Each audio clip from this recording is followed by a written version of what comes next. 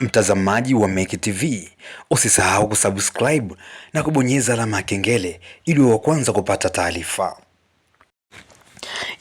Bana, kama ilivyo ada, hii ni Meki TV na kazi yetu ni moja tu, kukusogezea updates ambayo yanakuwa yanatokea kuhusu watu maarufu. Anaweza kaa ni msanii ambaye wewe unamfahamu ama mtu yoyote tu ambaye ana make headline kwenye Tanzania nzima ya kiburudani, lakini michezo, vitu mbalimbali.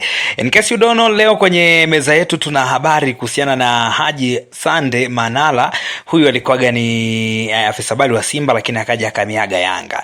Unajua what's popping kwa upande wake bana, tumefuatilia na kuja kugundua kwamba mwamba huyu hapa alikuwa anamiliki online TV ambayo inaitwa Manara TV. So unajua nini kimetokea kuhusiana na online media yake ama online TV yake Manara TV? Ni kwamba alikuwa amepanga kwenye mjengo mmoja pale Salamanda Tower. Wale wenyeji wa Dar es Salaam naamini mtakuwa mnapajua nikizungumzia Salamanda Tower. Alikuwa amepanga pale na shughuli nzima za Manara TV zilikuwa zinaendelea kipande hicho hapo. So ikaonekana kwamba wameshindwana kwenye kodi na tajiri ambaye anamiliki mjengo nini aliyowapangisha. So wakamwandikia notice ya miezi kama 3 ili aweze kuondoka pale, lakini cha kushangaza zaidi inadaiwa kwamba tayari wametimuliwa, wametolewa vitu nje, alafu pamepigwa loki pale Salamanda Tower.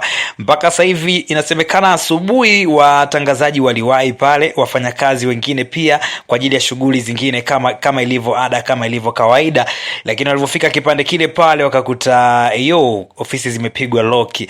Bana, mpaka sasa hivi hatuelewi nini kinaendelea. What's popping ni kwamba Haji Sande Manara atamalizana na tajiri ama ndo vile anahama kwenda kutafuta eneo lingine kwa ajili ya kuendeleza shughuli za kila siku. So hii ilikuwa ni updates kuhusiana na Haji Sande Manara. Stay tuned Meki TV, tukuletee updates mengine tena. Usiondoke bila kusubscribe na kubonyeza alama kengele ili uwe wa kwanza kupata habari pale zinapokujia kupitia Meki TV. I'll let you go until next time, my man. Goodbye.